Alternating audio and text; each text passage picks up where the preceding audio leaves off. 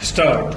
Around the same time, while the CBI gave its letter to the Registrar General of this court, a petition was filed before the Special Judge CBI AHD cases Patna on 3/1/2001, making a prayer to transfer the case records of the 52 cases to the Court of Special Judge CBI Ranchi Stop. Before the Special Judge, 48 out of 51 accused filed separate petitions raising objections to the prayer made on behalf of the prosecution stop. The trial court heard the parties in RC number 20A/96, special case number 22/96 stop. It may be stated here that in special case number 22/96, the trial had started after framing of charges against the accused and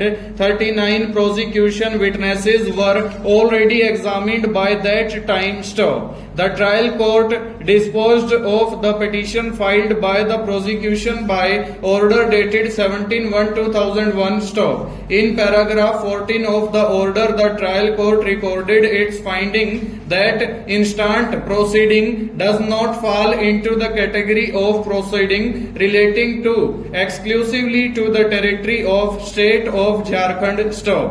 The document of prosecution itself to cut the root of the prayer of the prosecution stop. The prosecution has failed to make out a clear case to attract the word exclusively stop. Thus the prosecution has got no legs to stand upon stanza. However, a dispute had arisen on the issue whether those cases stood transferred by virtue of section 89(1), and as any decision on any dispute could only be made by the High Court in terms of section 89(2) of the Act, the trial court referred the issue in dispute to the High Court stop. This gave rise to criminal reference number 02/2001, which also came up before the full bench hearing the matter and joined the earlier reference made at the instance of the standing committee of the High Court stanza. In these facts and circumstances, Mr. Jitendra Singh, counsel appearing for one of the accused, namely Dr. K.N. Prasad, sought to raise some preliminary objections stop.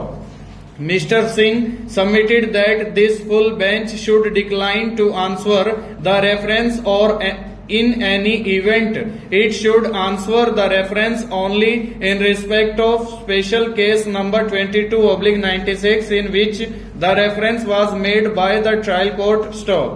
Learned counsel submitted that criminal reference number 01/2001 made at the instance of the standing committee of this court was no reference in the eyes of law, and the full bench was therefore obliged not to answer the reference stop.